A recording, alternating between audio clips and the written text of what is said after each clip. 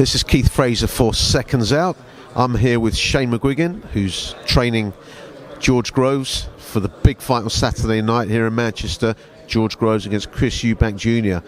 Shane, there's been actually a fair amount of sort of criticism of you in terms of calling you a PE teacher.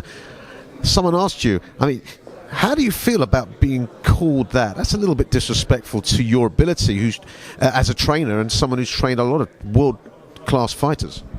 Yes, trained world champions, and it is. But at the same time, it's just listen. This guy's all about small wins. Eubank Senior, he feels like he's a pantomime. You know what I mean? In a pantomime, he's that character, and he feels like after this fight, it can just suddenly go back to everyone's going to forget about the comments that he made. But at the end of the day, he's really put him and his son's neck on the line. And I feel, as I said with the answer, I feel like he's going to come back and bite him in the backside. Well, you've obviously trained George for a few fights now only.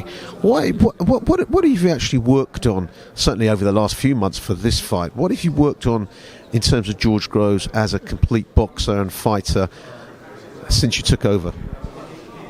Well, we've been working towards his strengths. I feel like he looked at his weaknesses before with previous trainers, and he tried to work on his weaknesses too much. But at the same time, you've got to make your strong points stronger, and then brush up on your weak points. And he's a phenomenal fighter, and he's not going to do everything well, but the things that he does well are so effective that they're going to negate his opponent's attacks.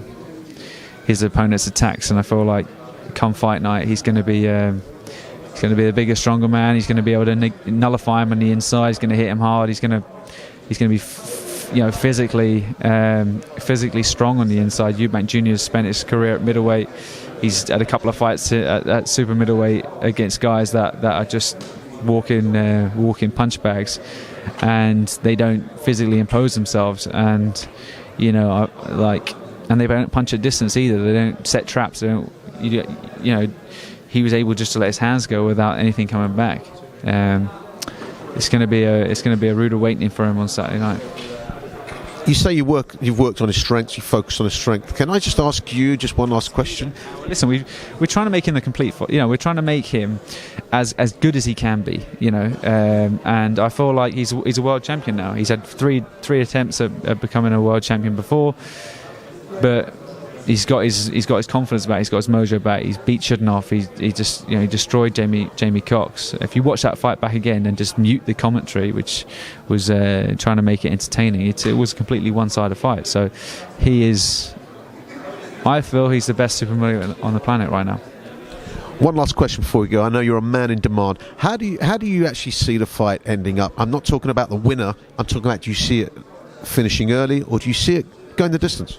It all depends on how Chris Eubank Jr. approaches the fight. If he tries to set the pace high early on and tires himself out and walks onto a shot, or even walks onto something cold, or if he tries to sort of fiddle his way through a few rounds, realise he's not getting anywhere, and then put the pressure on late, but then at the same time he might have been accustomed to George's power, then it could be a points win for us. But it's a win no matter what for George Groves.